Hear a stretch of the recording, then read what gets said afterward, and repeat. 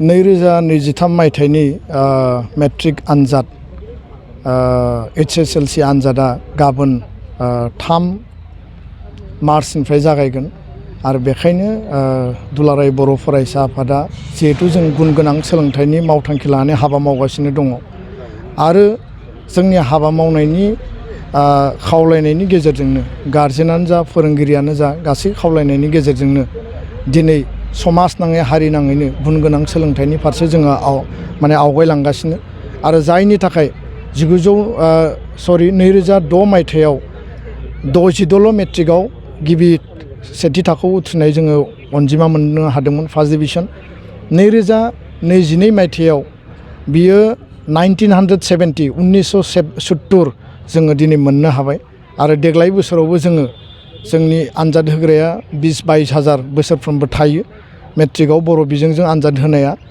बे 20-22 हाजारनिफ्राय जोङो खमसे खम 2 हाजारनि बारा मेट्रिकआव फार्स्ट डिभिजन मोननो हायो। आङो मेट्रिक आनजादनि थाखाय साफ्रोम बर' फरायसा फरायसुलि बर' बिजोंनि मेट्रिक आनजाद लिरनो गोनां फरायसा फरायसुलि बर' सुबुं गुबुन मिडियामाव दिनै इंलिश मिडियामाव थायो असमिया मिडियामाव थायो जे मिडियामाव थाया मानो बिथांमोननि आनजादखौ मोजां लिरनो हानायनि थाखाय आङो बिथांमोननो बेस्ट उइसेस हरदों आरो बेस्ट अफ लाक हरदों। लोगोसेनो गाहाम हामलायनायजों लोगोसे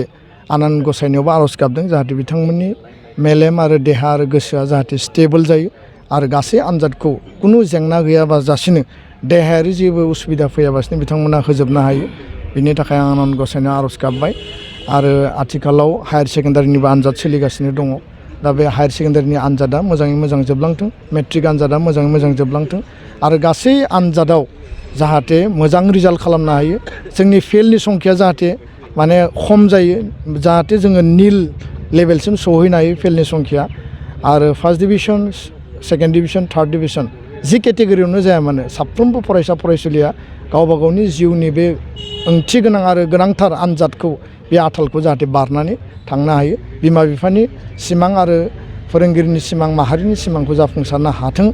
जिउआव मोजां मानसि जानो हाथों बेखौनो मिजिंथिबाय आरो बेस्ट उइसेस आं बयनिसिमबो खेबसे हरफिनबावबाय। गोजोन्थों।